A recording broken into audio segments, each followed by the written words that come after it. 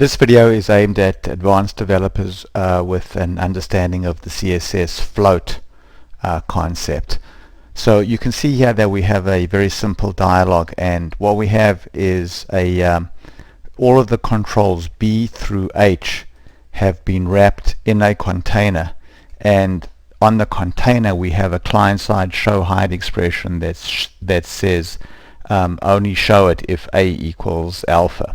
So if we go now into run mode, and I go there and then I make a change so that the show hide hides all the controls, you can see that all the controls from in between A and I here got hidden, but there's some additional space that's left behind because the container, all the containers in Alpha 5 in the dialog automatically use the float attribute in their in the class definition. So I'm going to go back now to design mode, and I'm going to turn on this property here which says prevent container float. So when this property is turned on, then containers don't float, which means that this container automatically starts a new line, and at the end of the container we also automatically start a new line. So you wouldn't be able to prevent container float if you wanted to have a container adjacent to another container, but in this case we want this container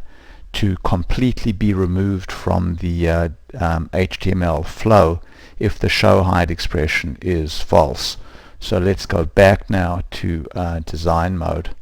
and if I go now and make a change here and then tab out, you can see that the container is hidden now, and there is absolutely no space consumed by the hidden container because we prevented that container from using the float attribute in the CSS. And if we were to go and examine the actual HTML markup for this container, we would see that the special A5 container class, which